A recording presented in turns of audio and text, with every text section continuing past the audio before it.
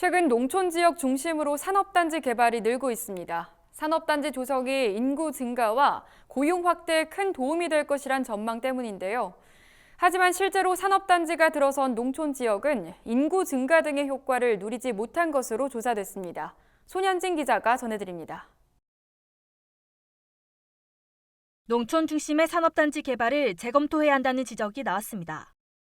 공익법률센터 농본에 따르면 우리나라에는 1964년을 시작으로 현재까지 1263개의 산업단지가 들어섰습니다. 이 가운데 973곳, 전체의 77%는 읍면 소재로 농촌 지역에 집중된 구조입니다. 농촌 중심의 산단 개발이 이뤄진 배경으로는 크게 인구 증가와 고용 확대, 세수 증가 등 세 가지 기대 효과 때문입니다. 하지만 실제 산업단지가 입주한 농촌 지역의 인구와 고용 현황은 모두 기대를 밑도는 것으로 분석됐습니다. 산업단지가 입주한 358개 면지역 인구수 변화를 보면 2012년부터 올해까지 7만 8천여 명이 오히려 감소한 것으로 나타났습니다.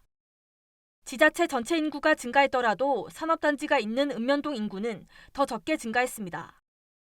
충북은 산업단지가 있는 읍면동 16곳 가운데 충북 전체 인구 증가율을 넘어선 곳은 지난 10년간 3곳에 불과했습니다.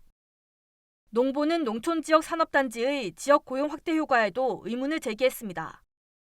고용 효과를 극대화하기 위해서는 입주업체가 모두 제대로 가동해야 하지만 전국 11만 3천여 개 입주업체 중 가동하지 않는 곳이 무려 9,464곳에 달하기 때문입니다.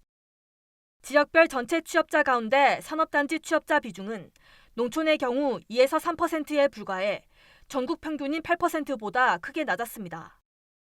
일자리가 만들어지는 건 사실인데 그 효과가 점차 감소하고 있는 거는 명확히 보였어요. 일자리 창출이 된다고 무작정 산업단지를 들이는 거는 그 반대급부로 내줘야 될 것들을 생각을 해보면 신중할 필요가 있겠다라는 생각을. 산업단지 개발로 기초지자체 세입은 증가했지만 유지에 필요한 재정 지출 역시 기하급수적으로 늘었습니다. 이에 농보는 노후화된 산업단지가 많아지고 있는 만큼 개발 대신 안전관리를 강화하는 방향의 정책 전환을 요구했습니다. 무분별한 산업단지 개발은 농지 훼손과 환경오염, 지자체 재정 악화 등 심각한 부작용으로 이어질 수 있다는 지적입니다. MBS 손현진입니다.